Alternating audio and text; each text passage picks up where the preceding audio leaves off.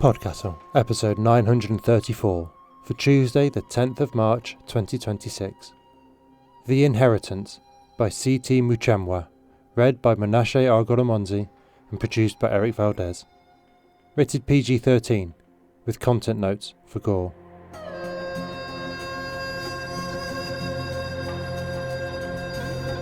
Good morning, good day, good afternoon and good evening, and welcome to PodCastle, the flying castle of fantasy fiction.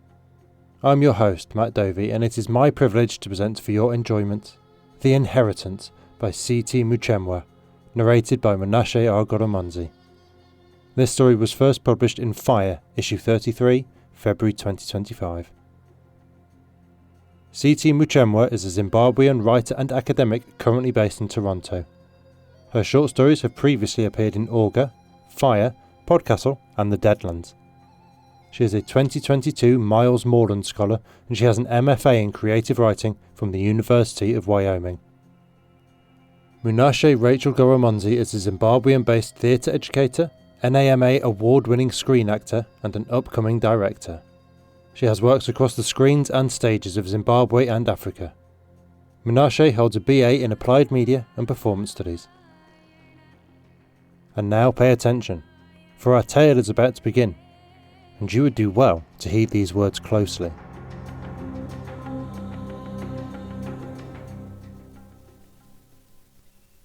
The Inheritance by C.T. Muchemwa, narrated by Munashe Goromonzi.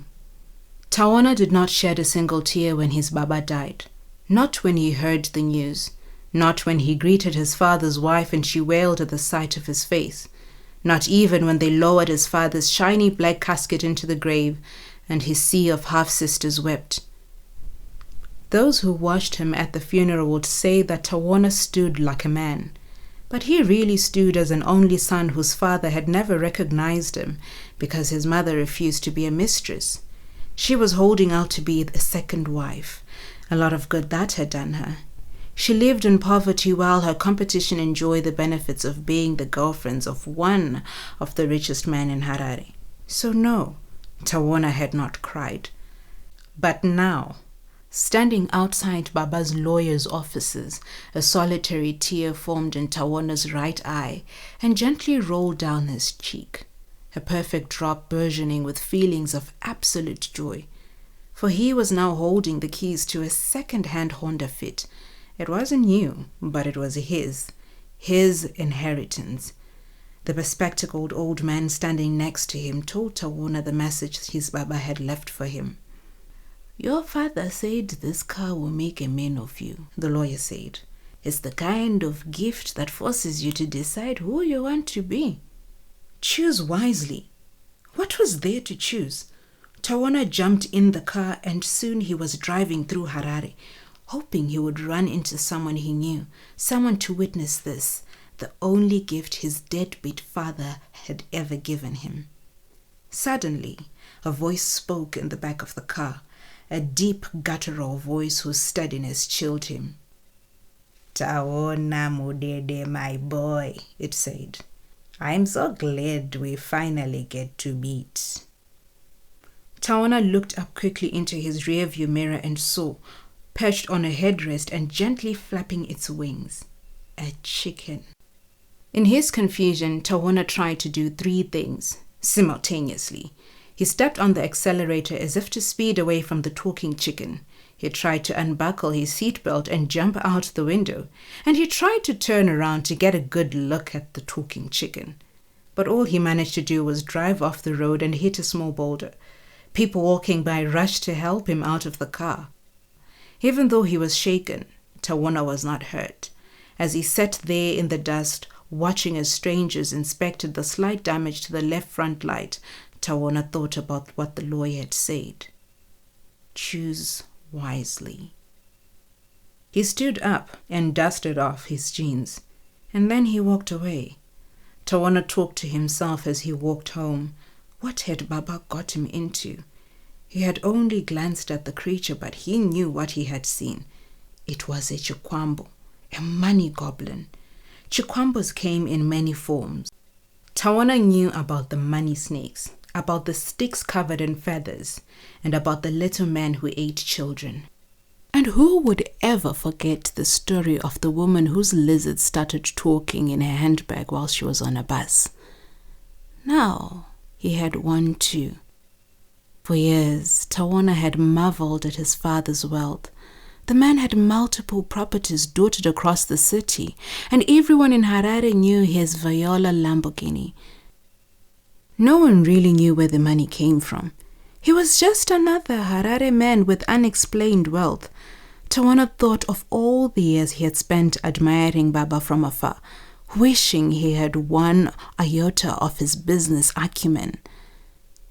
And all this time, it had been a chikwambo. What price had Baba paid for that wealth? When Tawana finally reached home, his landlady, Mai Simba, sat outside the front door, looking at her phone, probably reading messages in one of the several religious WhatsApp groups for which she was admin.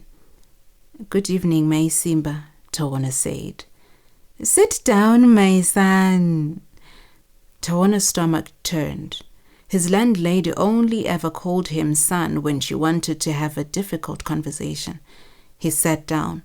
Mai Simba tilted her head, peering at Tawana over her glasses. "I know it's been a tough week, Tawana," she said. "But I need my man. The Lord says, 'Let no debt remain outstanding except the continuing debt to love one another.'" "You are right. I should make sacrifices to get your rent. I promise I will get it to you tomorrow."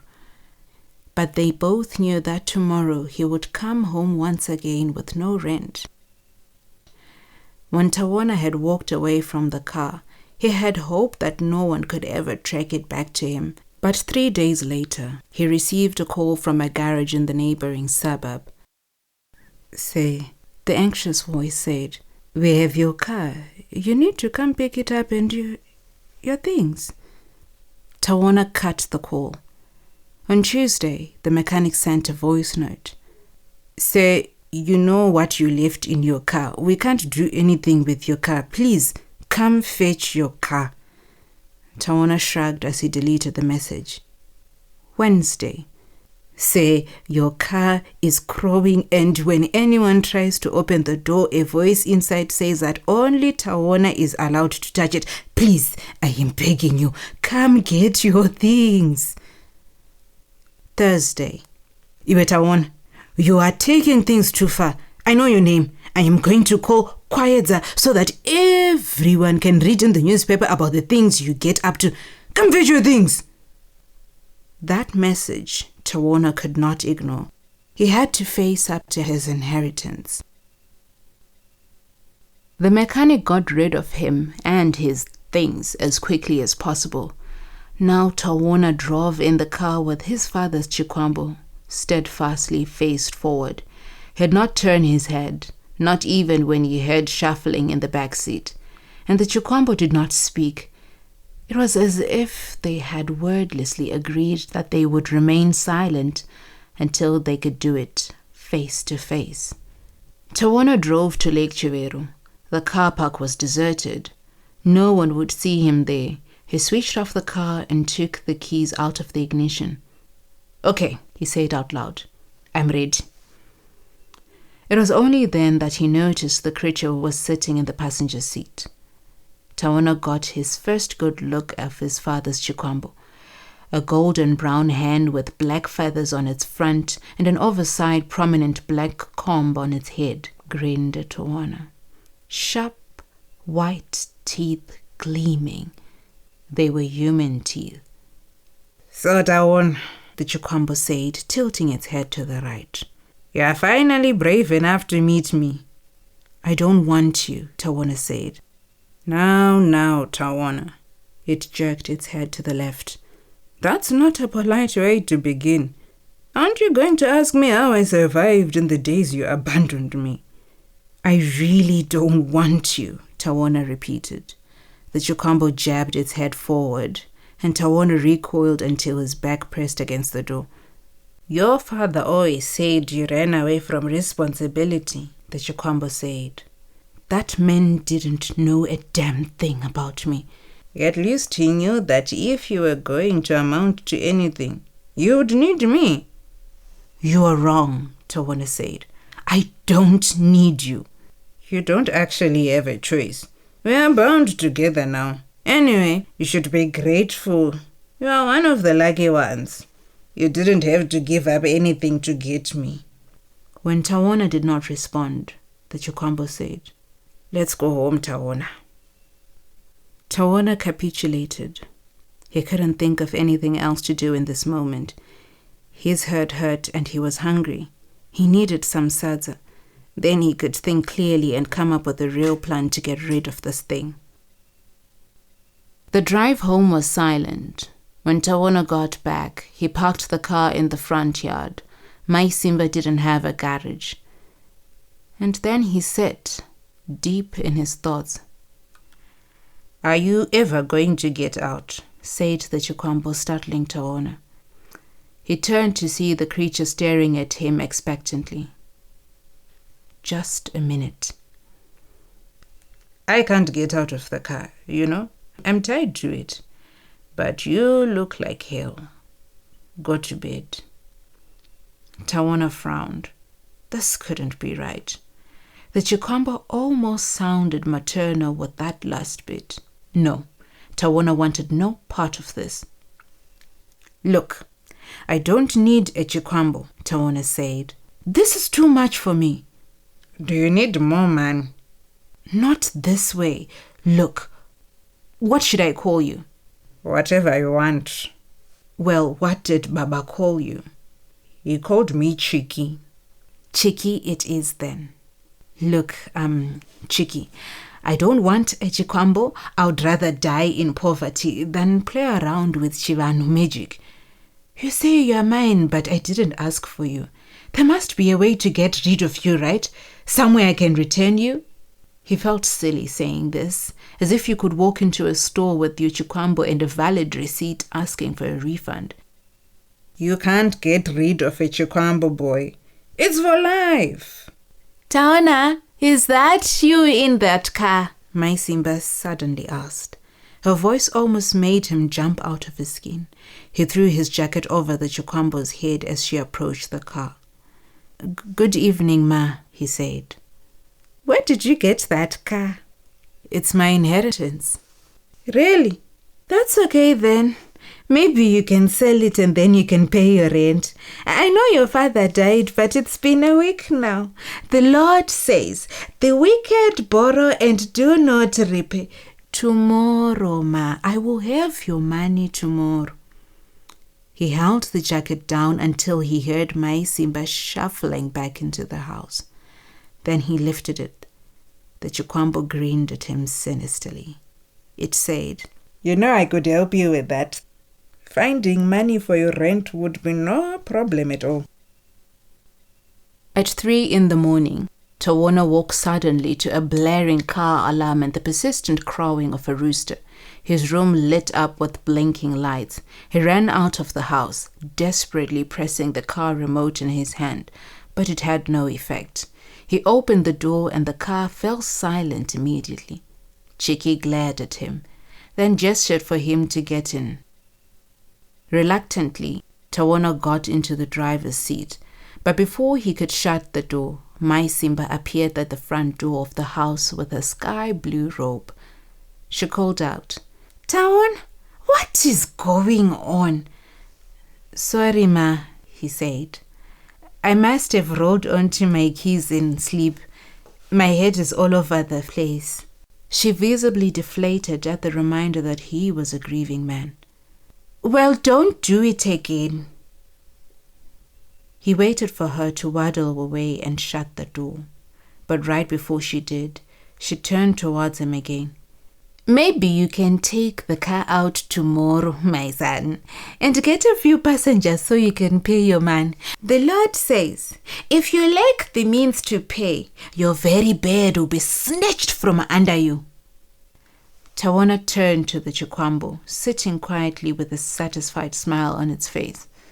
What was that? Tawana asked. You woke up the whole house. I'm hungry. Oh, what am I supposed to feed you? Fresh chicken blood. Chicken blood? Where am I supposed to get that? You have to kill a chicken, Tawona. Its eyes narrowed.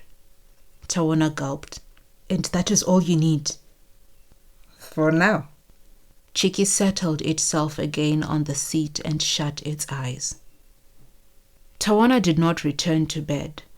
The look in Chiki's eyes had terrified him. Tawona felt like he might be on the menu if he didn't get Chiki its chicken quickly. So he set out into the night. No stores were open. But Harare is the city that never sleeps.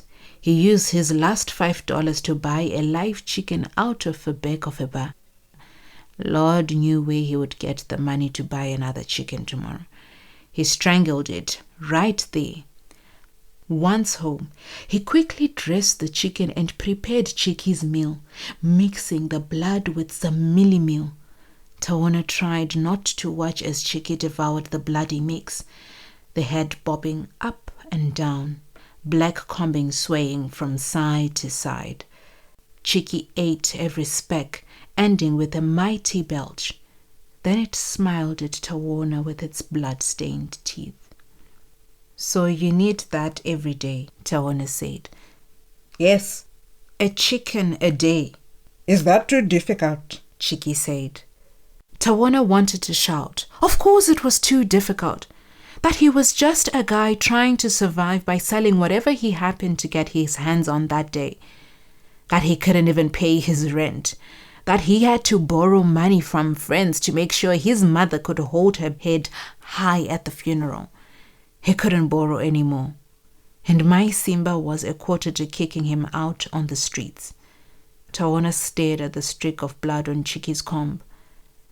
In the future, Tawona would look back to this moment and wonder why he hadn't pondered harder on the lawyer's words, why he hadn't thought more about the man he wanted to be. But in this moment, all he could say were the words that changed his life forever. If I needed some money, how would we do that? Tawona and Chiki soon fell into an easy routine. Tawona killed a chicken and fed it to Chiki daily. And when Tawona needed money, he gave Chiki the innards of the chicken, especially the heart. Once it was full, Chiki laid tight rolls of money like they were eggs. By the end of the week, Tawona had enough money to keep a chicken coop, something my Simba had no problems acquiescing to. Now that money flowed freely from Tawona to her, Tawona quickly discovered that money was the lubricant for a smooth life.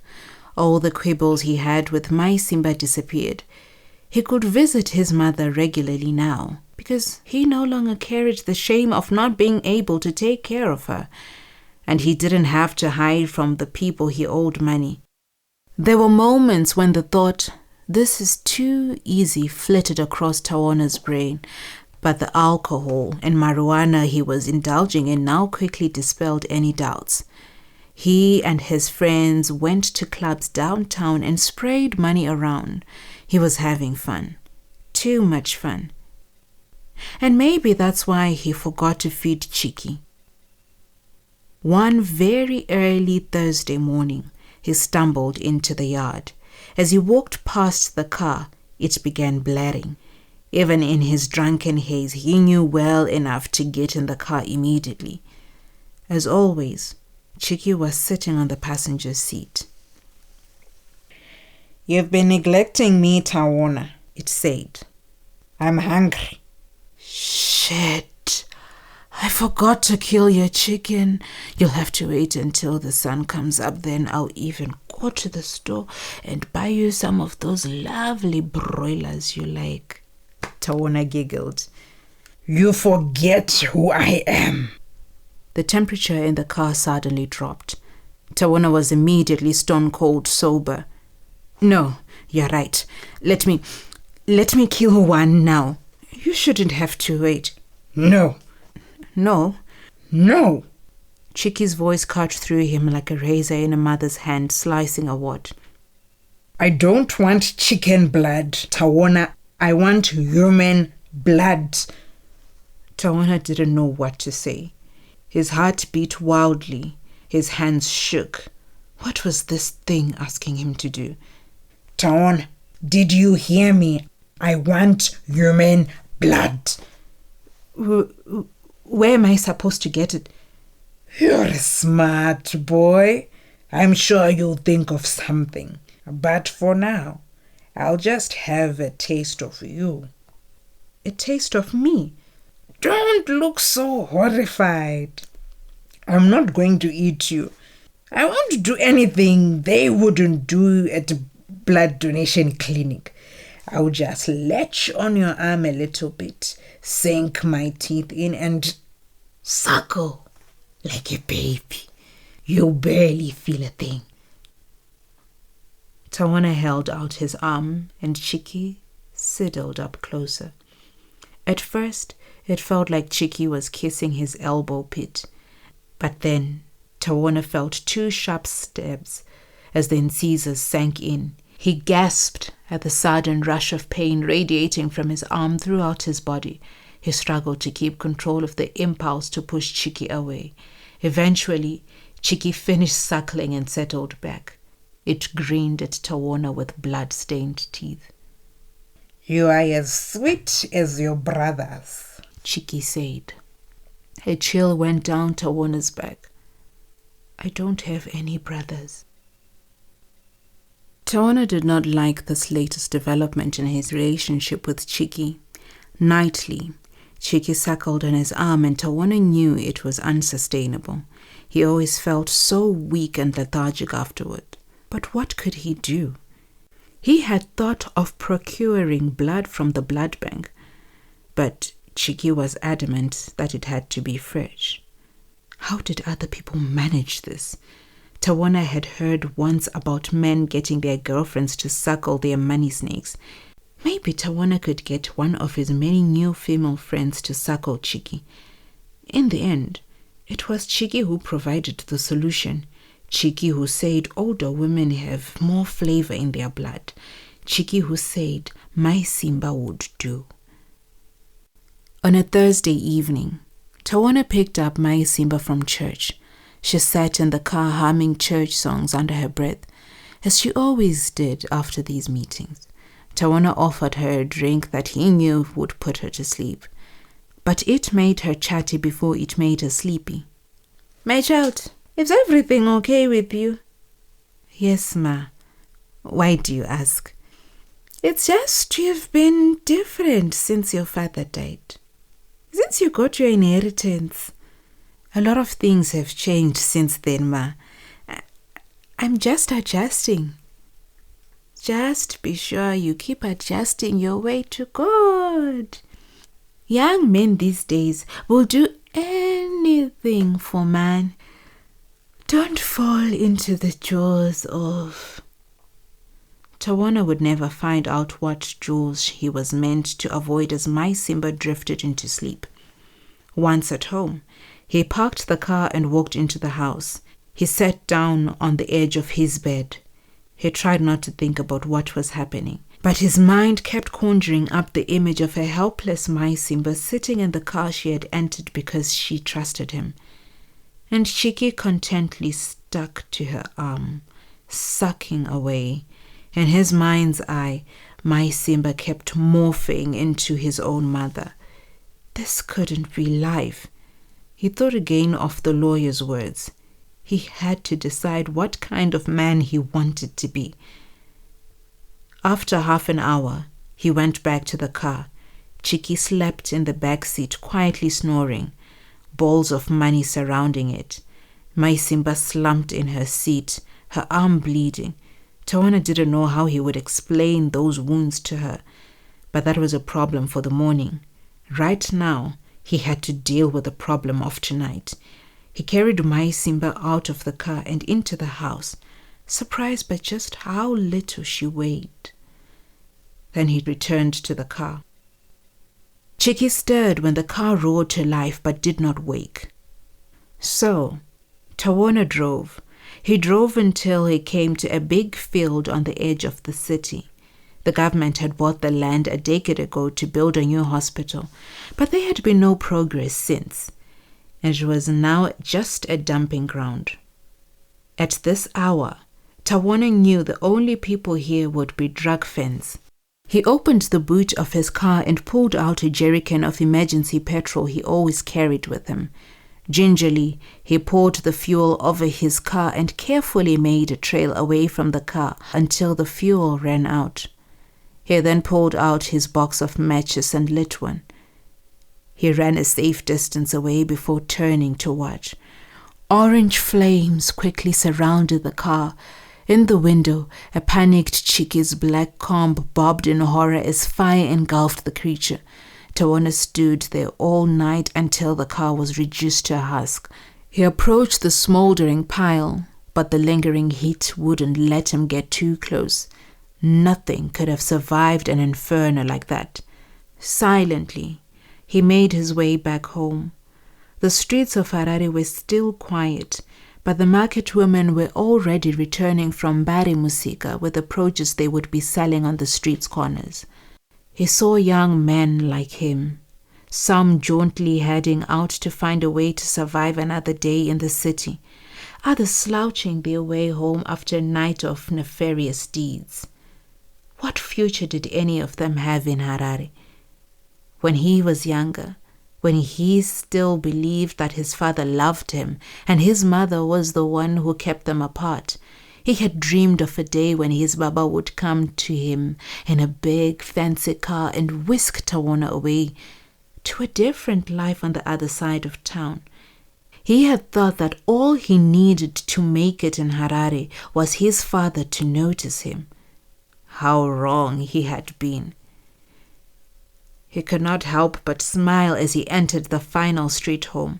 Somehow, he felt light, like if he didn't pay attention, he would forget to keep his feet on the ground and float away. The gate wailed as he opened it and entered the yard. The sun wasn't quite up yet, but it was light enough to see. Tawana winced as the gate wailed again as he shut it.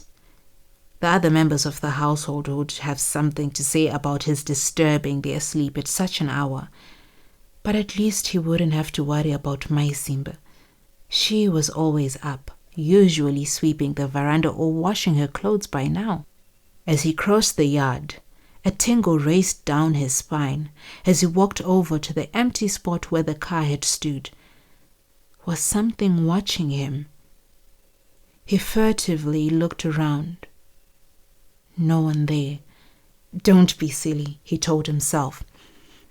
But still, he walked faster towards the front door, and that was when he saw a pile of ash on his doorstep.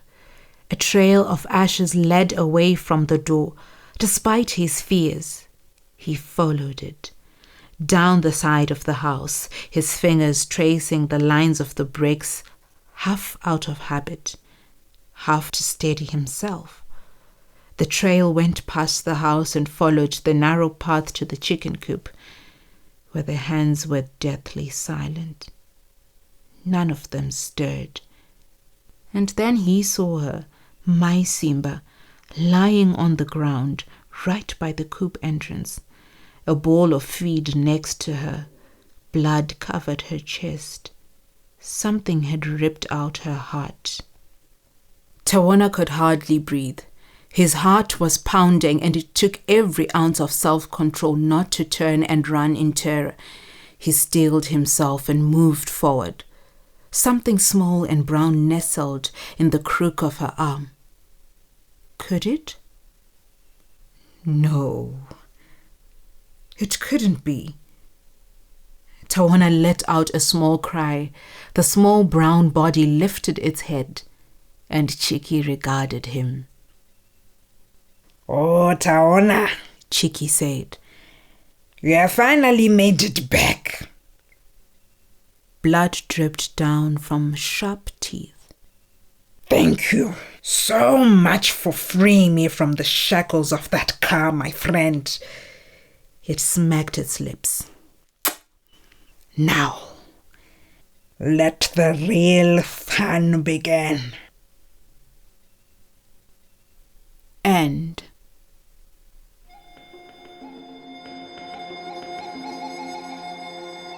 And welcome back. That was The Inheritance by C.T. Muchemwa, and if you enjoyed that, then there's another of her stories kept safe in our archives. Episode 780, The Captive River. There's also more speculative fiction linked from her website, chidotmuchemwa.wordpress.com, as well as literary short fiction there, including links to her short story collection, Who Will Bury You, released 2024. Chido sent us these notes on The Inheritance. I got the idea for this story from a local newspaper in Zimbabwe that reported that a garage in Harare was being plagued by a car that would cry in the middle of the night for its owner to come and collect it. The car was clearly housing a chikwambo, and I kept thinking about this creature being stuck in the car. And I kept thinking about the person who had abandoned the car. What would drive you to the point where you would feel compelled to abandon this thing that gives you all this money? I am quite the scaredy cat, so it was quite a surprise to me when my dark fantasy story turned into horror by the end. I even gave myself nightmares a couple of times. But I am glad I persevered and stuck it out, because I feel like I produced a very Harare story. Everywhere you look in that city, there are all these people with unexplained wealth. They have all this property and fancy cars, but it is unclear where the money to get all of that came from. But the city is also full of these young people who have never lived in a functioning economy and are looking for shortcuts to wealth. The story asks how far they are willing to go in search of wealth. Where do they draw the line? And by the time Teona seriously considers that question, it is already too late. Thank you, Chido, for that background and for the story. The concept that there is no ethical consumption under capitalism is, if not quite so mainstream as to habitually discuss over dinner with your extended family, at least common enough that it was a major plot thread in The Good Place. The harm embodied in the foundations of the system is literally unavoidable now. Accessing modern society requires electronic devices containing rare earth metals largely mined with toxic chemicals that pollute the groundwater, and then we use these devices to access services running in data centres that steal drinking water from the local population. We know that the majority of what we buy has designed obsolescence, so that we are forced to replace it within 5 years, or is built with lower standards on the assumption we'll want the shiny new thing soon enough anyway, and never mind the issue of throwing it into landfill, and that in an effort to reduce the cost of these items they are made by people on poverty wages, if not by outright slave labour like the Uyghur Muslims in China. But often there is actually no other option. Nobody makes devices built to last anymore, and when they do, like Instant Pot, the system at large declares them a failure, as anything short of constant quarterly growth is literally and legally an abrogation of a company's fiduciary responsibility. Gods know I would like to only purchase from local businesses using ethically sourced materials with audited labour chains, but then I am kept so busy by my own job that there is no time to undertake that research. And, of course, I'm so underpaid that I couldn't afford it anyway. But all that rather begs the question, doesn't it? It treats capitalism as some sort of inescapable external force imposed upon us, a fact of nature, rather than a system that society has chosen, and shapes, and supports. Possibly a deliberate shaping of the discussion, of course, and the Ursula K. Le Guin quote comes to mind again. But the reason there is no ethical consumption under capitalism is that the capitalists at the top are unethical. One does not become a billionaire by accident, unless, topically, by inheritance, but, of course, by exploiting surplus value from labour on an industrial scale. By striving, in all aspects and by all means, to drive down the costs they might pay and drive up the prices they might charge to create ever larger numbers beyond any possible personal benefit. Setting aside tedious technicalities of liquidity and assuming a lifespan of 100 for simplicity, a few quick calculations.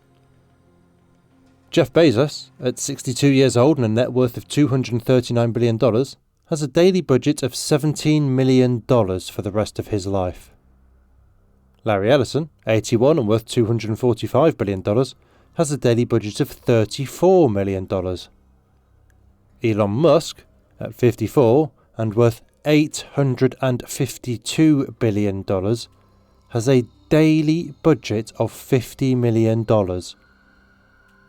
In my whole working life, 50 years long, I reckon I will earn a gross total of 5% what Musk could spend every single day across that whole entire same span of time. These people do not need more, yet they are compulsively, obsessively driven to make those numbers bigger, no matter the cost to other people, to the planet, to the survival of our entire civilization and or species. Jeff Bezos is not an idiot. He knows that Amazon drivers are forced to carry bottles in the van instead of having time to stop for a toilet break. He just doesn't care. Today's story was rather the perfect, apt metaphor for all that then, wasn't it? The whole process is fueled with blood and built on mechanisms of predation. Even those who only inherit, rather than the first generation of robber barons, still know the immoral source of the wealth, such that any action short of immediate disbursement is still complicity and will corrupt you. It may be cliché to end on a Marx quote, but the world keeps on keeping him relevant in so many ways. Capital is dead labour, which, vampire-like, lives only by sucking living labour, and lives the more labour it sucks. That was our show for this week. On behalf of everyone at PodCastle, your co-editors Winini Kamemia and Devon Martin, assistant editor Caitlin Zavanovich, audio engineer Eric Valdez, and our many wonderful first readers, Andrew Cahoe, Balawan Conte, Craig Jackson, Amalia Harrington, Habiba Dakubo, Julia Patt, Kieran Corsini, Tania Barry, Tarva Nova, Tierney Bailey, Zeev Witties, and myself, Matt Dovey. Thank you for letting us share another story with you. The legal bit. PodCastle is part of the Escape Artists Foundation, a 501c3 non-profit, and this episode is distributed under the Creative Commons Attribution, Non-Commercial, No Derivatives 4.0 International License. That means you can share it, and please do, but you cannot sell it and you cannot change it. If you want specifics, check creativecommons.org. Our music is by Shiva in Exile. PodCastle has always been majority funded by donations, and if you'd like to support what we and the rest of EA do, please join us on our Patreon at patreon.com/EApodcast. Prefer another method? There's details for supporting us via Twitch, Amazon Prime, Ko-fi and PayPal on escapeartist.net. We'll be back next Tuesday with another fantastic tale. In the meantime, you might care to check out our sister podcasts, Escape Pod for science fiction, Pseudopod for horror, Cast of Wonders for YA speculative fiction, and Cat's Cast for speculative cat stories. If your heart belongs to us, though, we'll see you next week. Be safe and be kind.